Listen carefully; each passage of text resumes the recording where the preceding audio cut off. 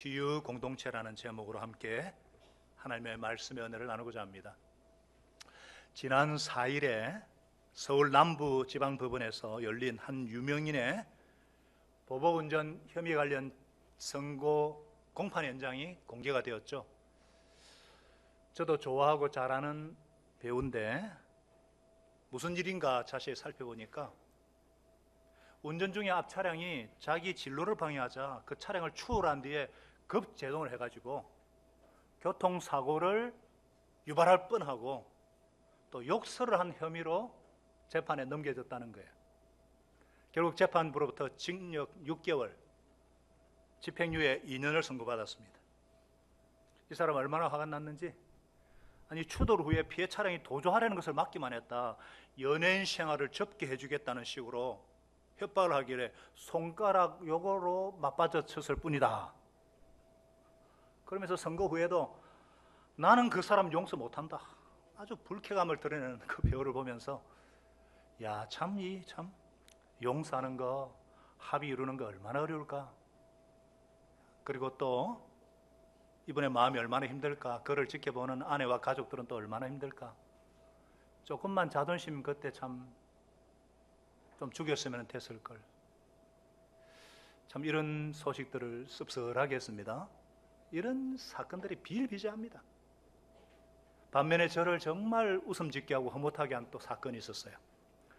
지난 1월에 슈타인마이어 독일 대통령 이름이에요. 독일 대통령이 2차 세계대전 당시에 독일 나치가 폴란드를 침공해가지고 저지른 그 만행에 대해서 80주년 기념 행사에 가가지고 또다시 용서를 비는 그 모습이 감동으로 다가왔습니다.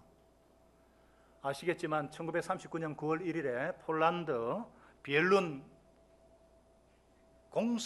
기습 폭격으로 그 당시 제일 먼저 폭격한 곳이 십자가 그려진 병원이에요.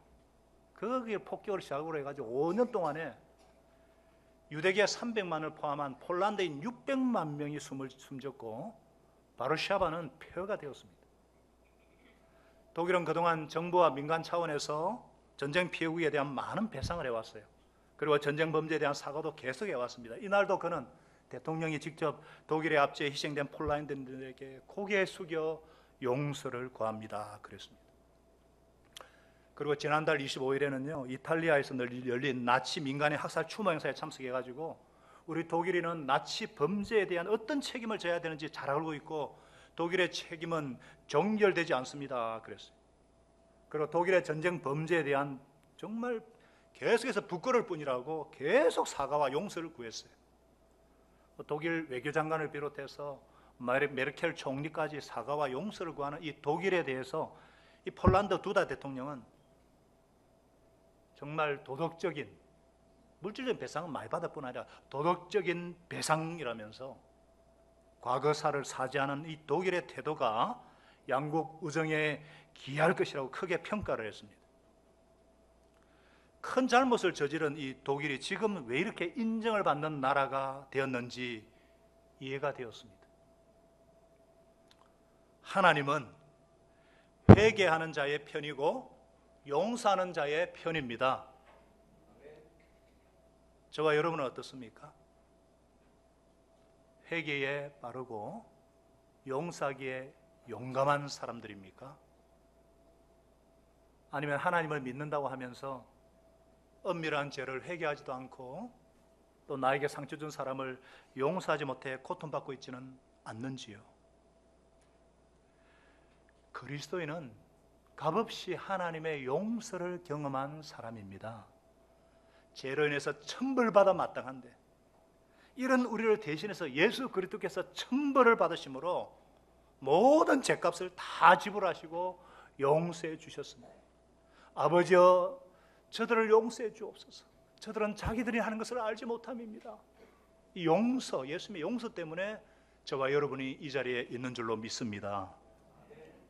그 은혜를 안다면, 그 용서를 경험한 사람이라면 저와 여러분은 어떤 삶을 살아야 할까요?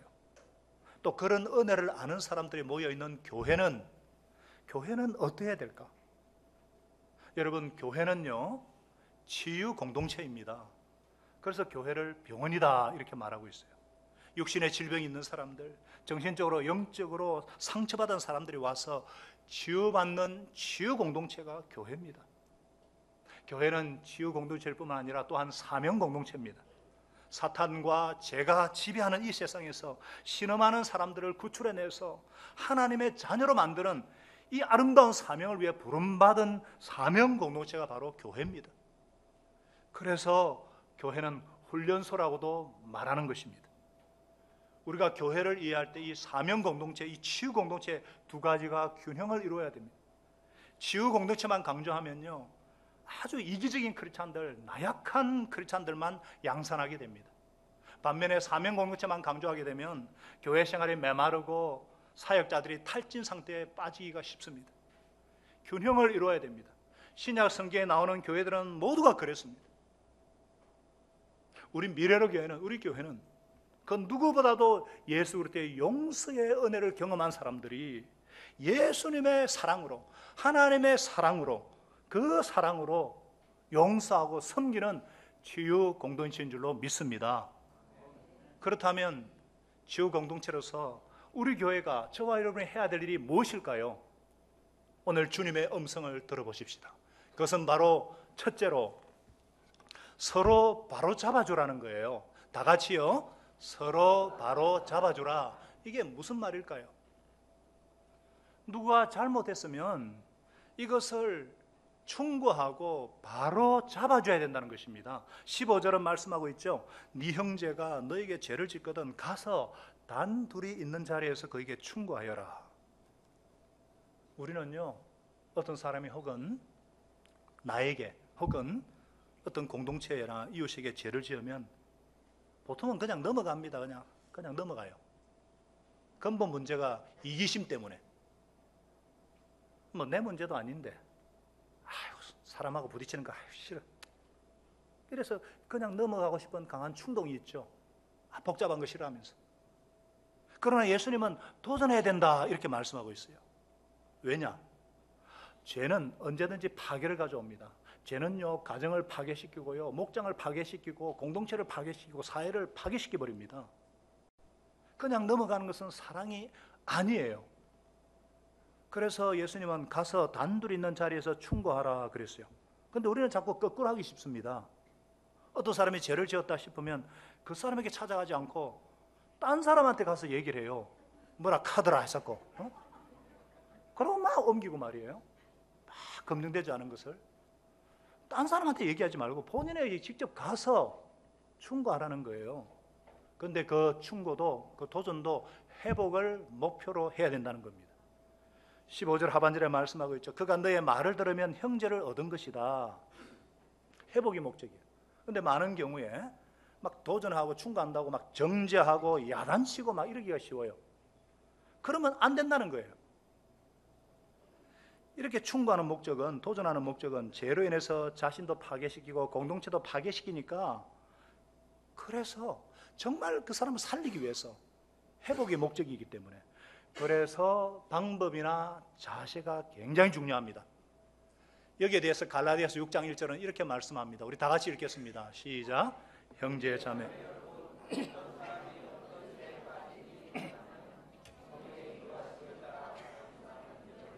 온유한 마음으로 그런 사람을 바로잡아주고 자기 스스로를 살펴서 유혹에 빠지지 않도록 조심하십시오 그랬어요.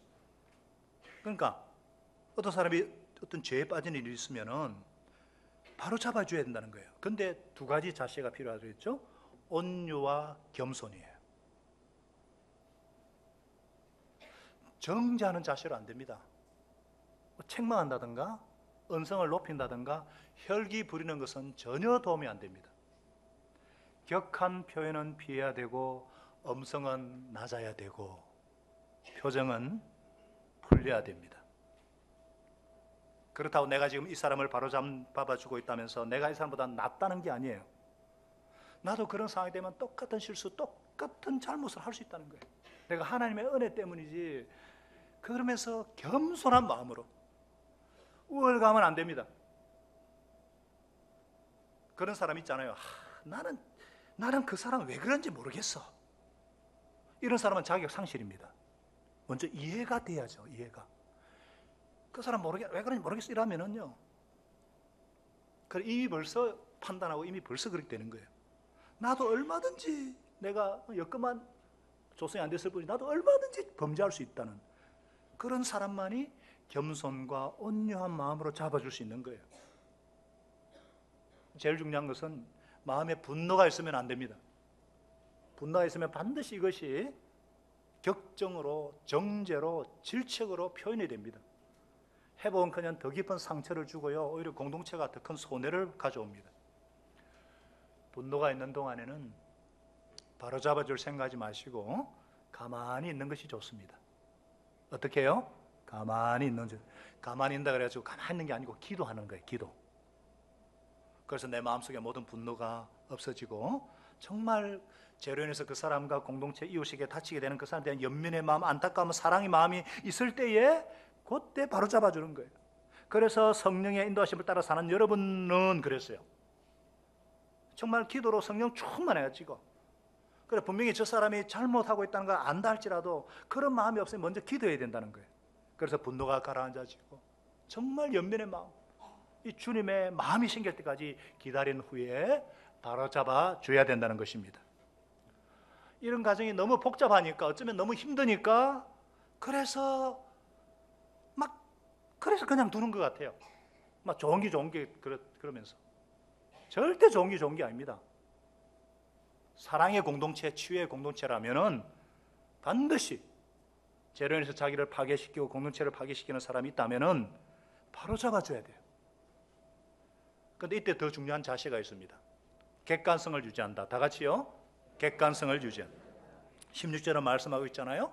그런데도 어쩌지 않거든 한두 사람을 더 데리고 가거라. 그가 하는 모든 말을 두세 정인의 입을 빌어서 확정 지으려는 것이다. 그러니까 한두 사람이 작은 숫자죠. 개인적으로 이렇게 건밀해도 안 되니까 두세 사람 은밀하게. 왜 삼자를 개입시키느냐? 객관성 유지입니다. 잘못했다는 것이 내 오해일 수도 있고요, 바로 잡아준다고 갔는데 오히려 나한테 더 문제가 있을 수가 있거든요.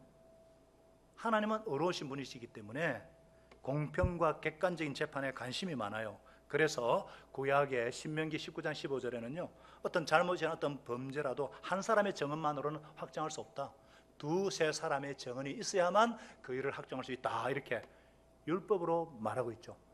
심지어 디모데전서 5장 19절에도요 장로에 대한 고발은 두 사람이나 세 사람의 증인이 없이는 받아지지 마라 그랬어요. 여기서 말하는 장로는 오늘날 장로가 아닙니다. 그 당시 신약 성경에 쓰여질 때 장로는 사역 장로, 목양 장로, 오늘날 치면 목자와 같은 두세 증인으로 해야 된다는 거예요. 자, 우리 교회는요, 우리 학생들도 잘 들으셔야 돼요. 막 말을 옮기면서 검증되지 않은 가지고 막 상처 주고 그러잖아요. 그러고 막 깨지고 상처면서 친구 우정도 오늘 말씀 중요한 거예요. 잘 들으셔야 돼요. 우리 예수 제자들은요, 우리 교회는 그래도 남 얘기하거나 뭐 흉보는 것이 적어요. 거의 없습니다. 얼마나 감사한지. 그래도 가끔 가다가 어떤 분이 어떤 사람에 대해서 아주 부정적으로 얘기하는 것이 제게 들려요. 그러나 저는 비슷한 말을 두세 사람이 하기 전까지는 무시합니다. 아닐 수가 있기 때문에. 혼자 와서 뭐 저한테 얘기해봤자 이 사람 뭐 문제다 얘기해봤자 아무 소용이 없어요. 안 믿기 때문에. 두세 사람이 뭐 비슷한 말을 한다는데 사실은 자기가 한 말을 가까운 가족이나 이웃을 통해서 가까운 사람한테 소문을 퍼지게 해놓고선 사람들이 그러는데요 하면서, 그럼 제가 누가 그랬습니까? 자기가 했으면 자기가 했다면 될 텐데 왜 사람들이 했다고 그래요? 객관성이에요. 객관성을 지켜가지고 같이 간 사람이 그 사람 얘기도 들어보고 서로 얘기가 오가면서 이게 죄다 아니다 판단해보는 거예요. 그리고 그것을 수용했는가 안 했는가 판단하기 위해서 한두 사람 데리고 가는 거예요. 절대로 뭐 카드라 안 됩니다. 그래서 여러분들도 제가 하는 대로 한 사람이 들려주는 부정적인 얘기가 확인되기 전에는 사실이 아니라고 믿는 습관을 들이시길 바랍니다. 그게 좋아요. 참 우리 교회 목자님들은 성숙해가지고 뭐 또 우리 성도들이 성숙해가지고 뭐 소문 갖고 퍼지는 경우가 잘 없습니다. 그래도 혹시나 내가 직접 받거나 경험한 것이 아니고 그러면은 일단은 아니라고 믿으시고 옮기지 마십시오. 나눔도요, 절대된 나눔이 필요할 때가 있습니다. 남 얘기 안 하는 것이 습관이 되도록, 이게 옮기면요, 이게 사람이 그러는데 이러면서 이렇게 되고 만다는 거예요. 이게 사실이 될 수 있는 거예요. 하나님은 의로우시고 공정하신 분이시기 때문에 확인되지 않은 것, 두세 사람 정인이 없는 것은 받아들이지 마시기 바랍니다. 그래도 이 형제가 잘못을 시인하지 않고 끝까지 그렇다, 그때는요, 교회의 이름으로 징계해야 돼요. 17절은 말씀합니다. 그러나 그 형제가 그들의 말도 듣지 않거든 교회에 말하라. 그들의 교회의 말도 듣지 않거든 그를 이방 사람이나 세리같이 여기라. 교회에 말하라. 이 말이 뭐냐? 하나님은 교회에 엄청난 권위를 주셨다는 거예요. 교회 이름으로, 이 말은 예수 이름으로 이름과 똑같습니다. 교회는 예수 이름으로 모인 두세 사람이라도 예수 이름으로 모였기 때문에 그것에 주님이 함께하기 때문에, 예수님의 인격과 사랑, 예수님의 말씀의 권위가 교회에 있기 때문에, 그래서 교회 이름으로 권면을 했는데도 거부했다. 세리와 이방인 취급하라. 이 말씀은 뭐냐면은, 이 마태복음이 유대인을 대상으로 쓰여졌기 때문에 하나님을 모르는 사람으로 여기라, 이 말씀이에요. 아직 예수님을 주님으로 영접하지 않은 사람이다, 이렇게 말하는 거예요. 아니, 예수님을 인생의 주인으로 모셨다면은 교회가 몸이고 머리가 예수님인데 이 교회의 권위로 돕는데 순종하지 않고 거부한다? 예수님을 주님으로 영접하지 않았다는 결론입니다. 그래서 우리 교회는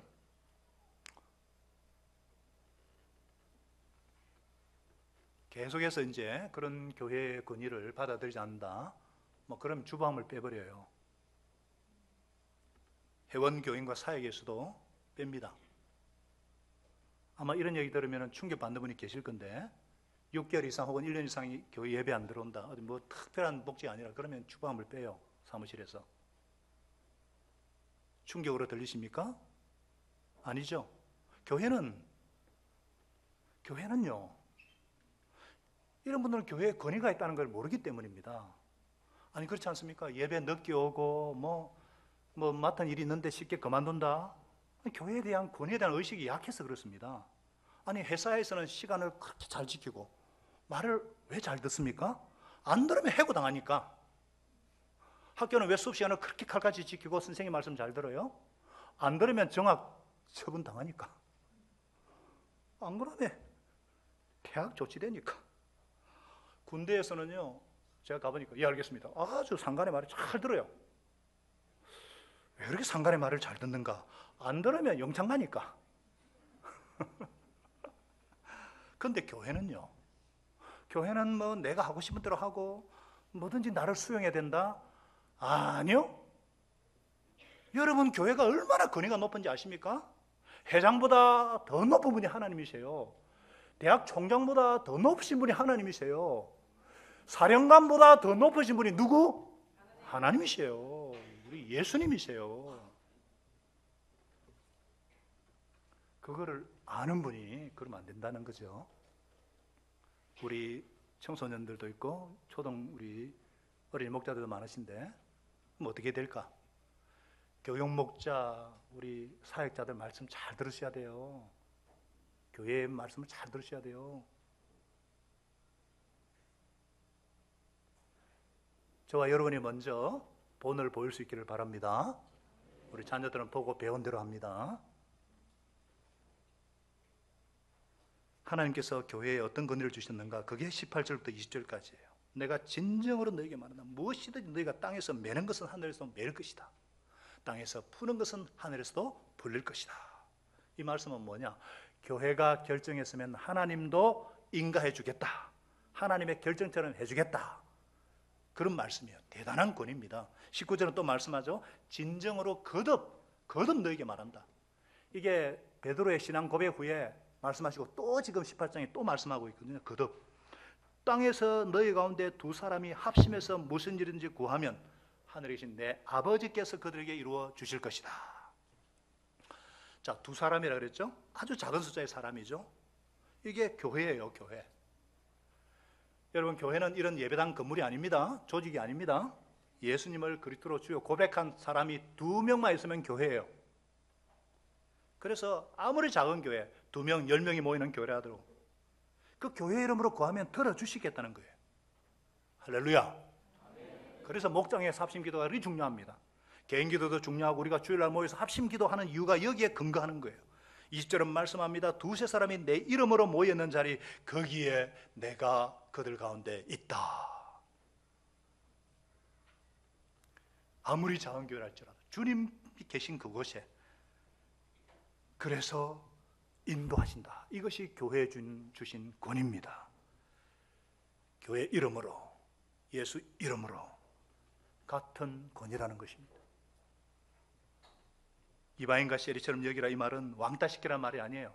오히려 하나님 모르는 사람처럼 여기고 전도의 대상, 기도의 대상이 돼야 된다 이 말씀이죠.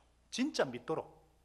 그러니까 대부분 많은 분들 중에 실제 구원은 받았는데 그런데도 순간적인 고집이나 성질을 부려가지고 공동체를 파괴시키는 죄를 지었다.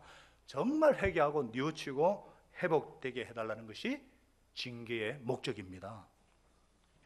오늘날 많은 교회가 왜 약해졌는가?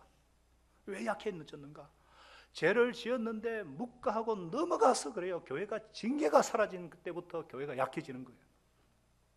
제가 차마 오늘 입에 올리지를 못하겠어요. 얼마나 이 하나님의 교회에, 거룩한 예수 이름이 보혈이 흐르는 교회에 그렇게 몸이 찢어지고 상처 주는 그런 교회, 그런데도 그것을 그냥 넘어가고. 여러분, 주님의 교회는요 거룩한 공동체입니다. 순결해야 됩니다. 저도 사람과 부딪히는 거 굉장히 싫어합니다. 그러나 리더에 있는 위치에 있는 분이 자꾸 같은 악한 습관이나 반복한 실수를 반복하면 그거 고치셔야 합니다. 질책도 할 수 있어야죠. 담임 목사 아니면 누가 그런 말 할 수 있겠어요? 그런데 오래된 관계일수록 사이가 벌어질 것이 두렵기도 하고 어떤 반응을 보이는 게 두렵기도 하지만 오늘 주님의 말씀처럼 바로 잡아주려는 것은 서로의 삶에 책임을 지어줘야 되는, 우리는 가족 공동체고 치유 공동체이기 때문에, 정말 사랑이기 때문에 하나님 앞에 잘 되기를 바라는 소원으로 잡아줘야 된다. 그렇게 주님이 말씀하고 있습니다. 왜냐? 잠언 27장 5절에 말씀하기를 드러내고 꾸짖는 것이 숨은 사람보다 낫다. 면전에서 책망이 숨은 사람보다 낫다는 것입니다. 예수님도 계시록에서 물론 내가 사랑하는 자들을 책망하여 징계한다 그랬어요.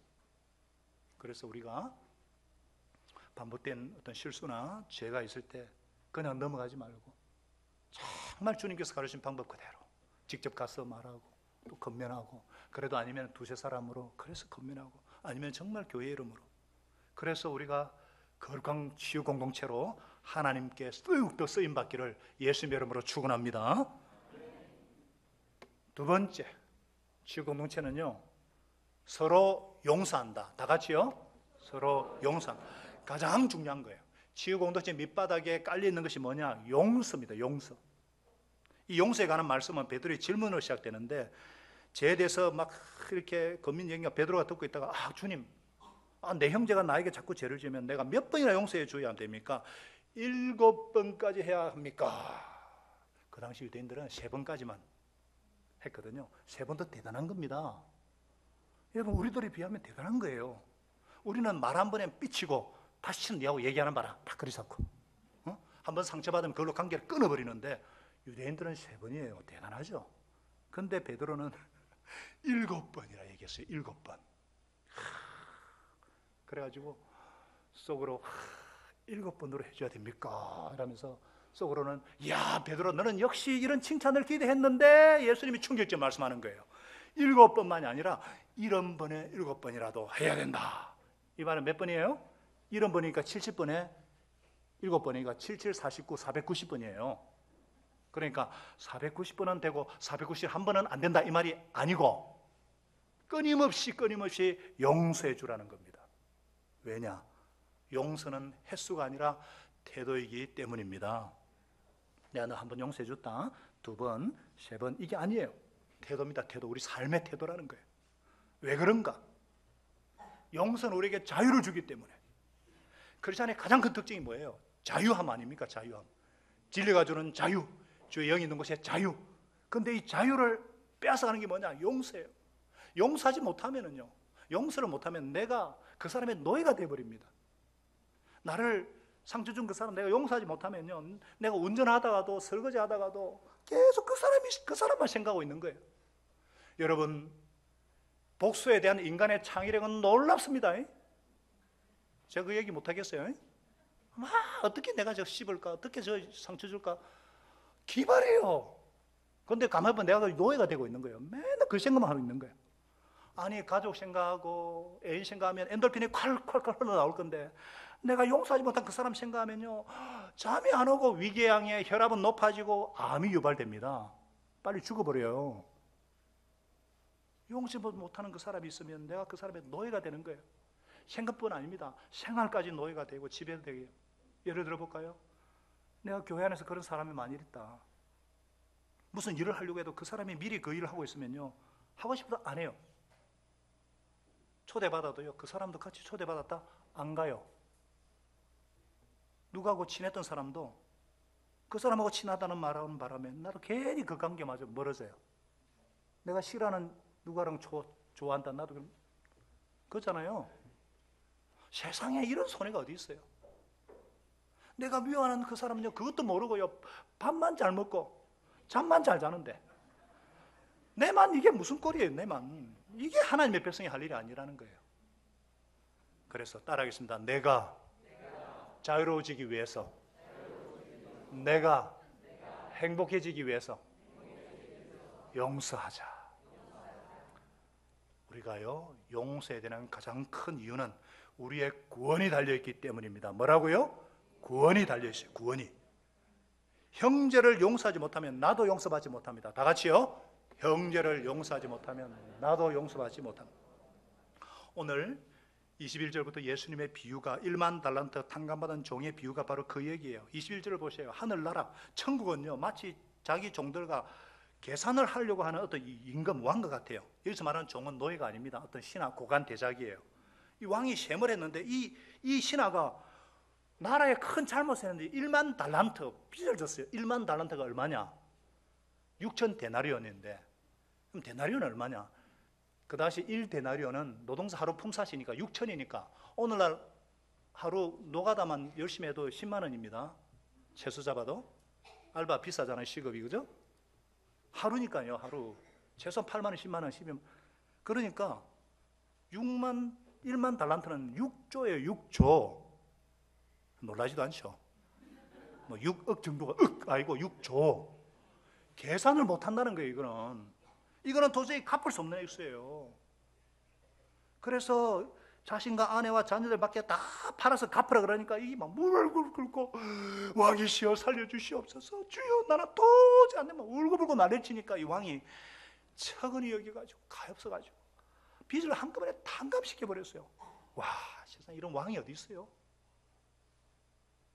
이 신하는요, 감사 처음에는 막 길어 의심하고 믿어지지 않는 거예요. 감사합니다. 감개하면서 눈물 흘면서 내가 일생 이 은혜 갚아야지, 이 은혜 감사해야지. 가다가 갑자기 자기한테 300데나리온, 이거 딱 보이는 거야. 100데나리온은 석달치 월급.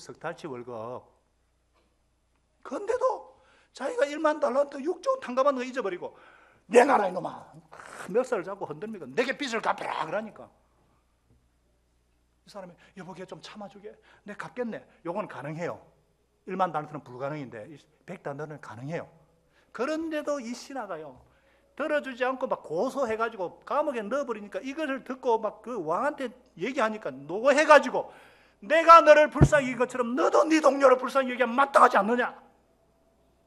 그래가 대노해가지고 영원한 감옥에 집어넣어 버렸어요. 이 결론이 뭐냐? 35절을 다 같이 읽겠습니다. 35절을 시작. 너희가 각각 진심으로 자기 형제 자매를 용서해 주지 않으면 나의 하늘 아버지께서 너희에게 그와 같이 하실. 사랑하는 여러분, 용서하냐 안 하냐 이것은요, 크리스찬의 미덕이 아닙니다.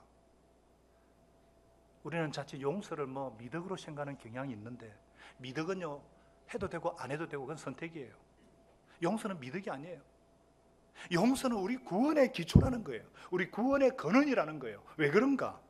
여러분들, 하나님의 용서가 없으면 우리가 제사함 받을 수 없잖아요.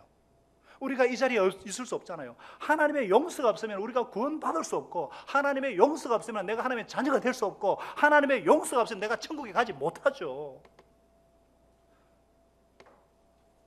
하나님이 천벌 받아 마땅한 나를 대신해서 예수님의 그 값비싼 피, 그 피를 믿는 믿음 보시고 일방적으로 탕감해 주셨잖아요. 내 빚을 주님께서 다 갚아주셨기 때문에.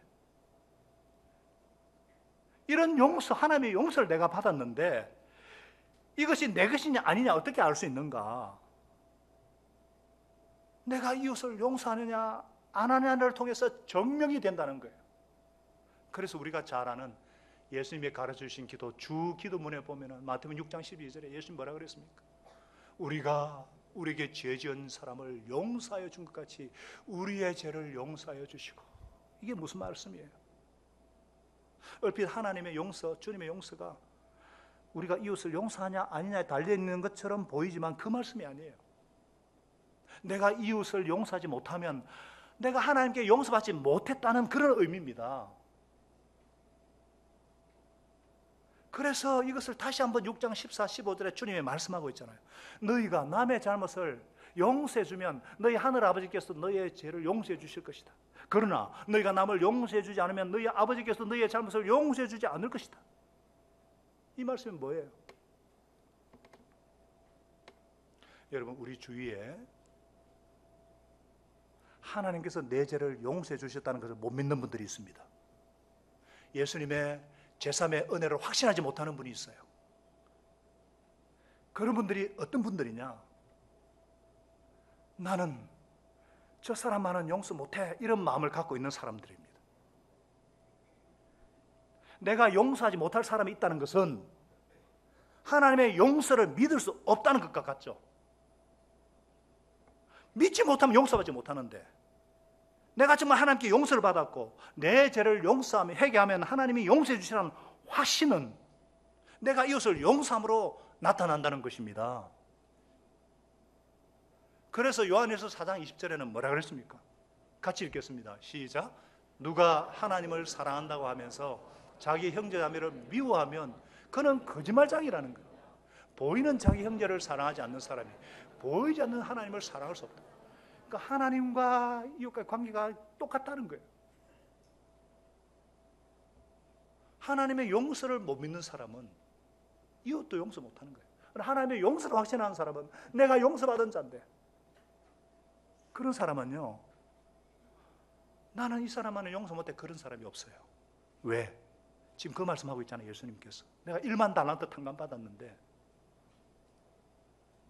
그래서 혹시나 여러분 가운데 나는 이 사람은 용서 못해, 정리하셔야 돼요. 이 시간이 그런 은총의 시간 되시기를 축복합니다. 내가 마음으로 용서하게 될 때 비로소 관계가 회복이 되기 시작합니다. 내가 마음으로 또 용서하게 될 때 비로소 자유가 임하고 하나님이 주시는 평강이 임하기 시작합니다. 내가 그 사람을 용서할 때 나는 비로소 그 사람에게 자유하게 되고 내 삶에 자유가 임하게 되는 것입니다. 이렇게 중요한 용서인데, 이렇게 중요한 용서인데, 근데도 여전히 용서가 어려운 이유가 무엇인가? 용서를 잘못 이해해서 그렇습니다. 용서라면 뭐 그 사람이 그냥 그 사람한테 받은 상처도 기억이 안 나고 아무 일 없었던 것처럼 그 사람과 관계도 좋아지고 그런 것이 아니에요. 용서는 감정이 아닙니다. 여러 번 제가 말씀드렸지만 용서는 저 사람이 나에게 상처를 주고 손해를 끼쳤지만 나는 복수하지 않겠다는 의적인 결단입니다. 결정이에요. 결단이에요.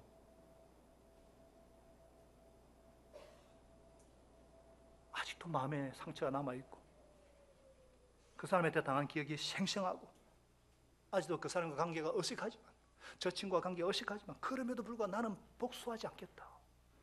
그런 결단 가운데 아무 일이 없었던 것처럼 그 사람을 대하고 그 사람의 필요가 있을 때 필요를 채워주고 더 나아가서 그 사람에서 복을 빌어주는 거예요. 복을 빌어주는, 이것은 그리스도 용서를 경험한 사람이 할 수 있는 일입니다. 가능한 일이에요. 이런 용서는 한 번이 아닙니다. 지속적인 결단이에요. 지속적인.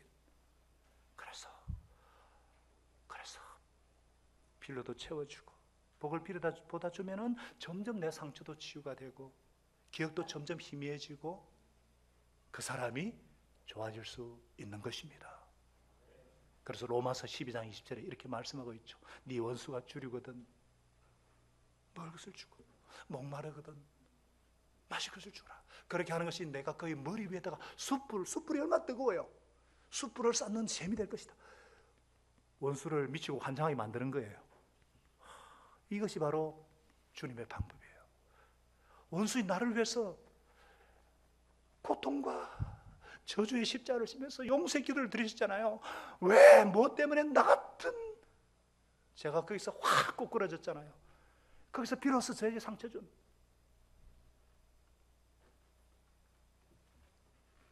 지금도 이 주님의 용서 때문에 허물과 실수가 많고 일백병 고쳐주고도 마땅한 제가 이 자리에 서 있는 줄 믿습니다.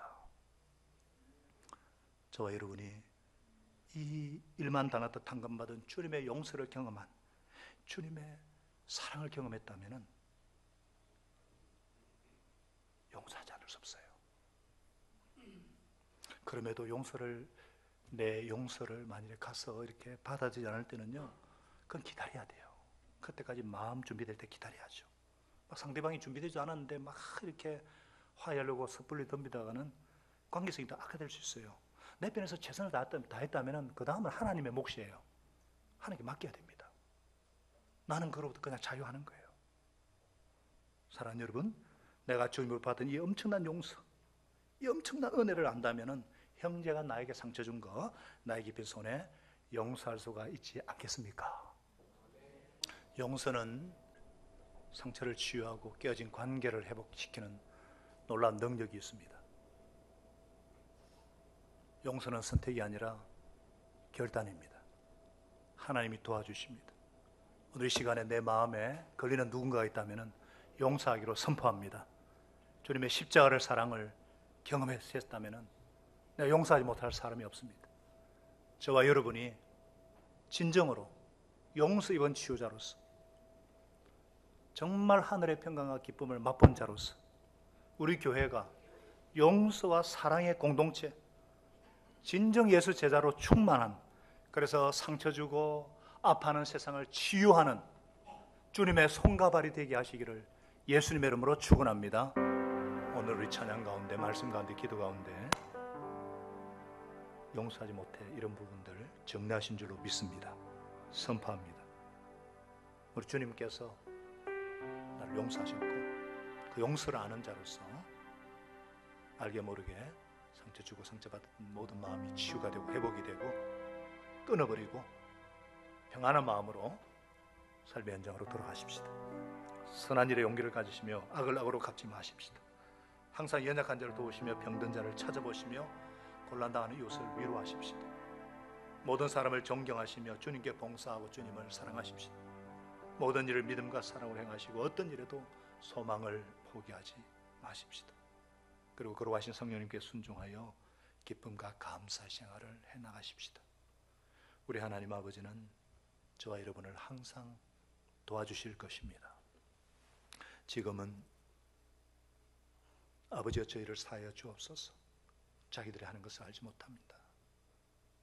용서의 기도를 들으시고 내 모든 죄값을 다 담당하시고 십자가에 죽으시고 부활하신 우리 주 예수 그리스도의 말할 수 없는 은혜와 독신자까지 아끼지 않냐 내어주심으로 나에 대한 사랑 확정하신 하나님 아버지의 영원하신 사랑하심과 이 사랑을 신뢰하고 믿고 누리며 경험하게 하시는 성령 하나님의 감동 감화기로 충만 교통케 하시는 은혜가 오늘 용서받은 자답게 용서하며 살기로, 또 치유받은 자답게 상처입은 치유자로 살기로 다짐하면서 주님의 몸된 공동체가 치유 공동체, 사명 공동체 되어서 세상을 치유하며 주님의 손가발이 되어서 주님 오실 때까지 일을 겸손하게 온유와 겸손으로 잘 감당하기를 소원하는 사랑하는 백성들, 그 가정, 생업, 사역 위에,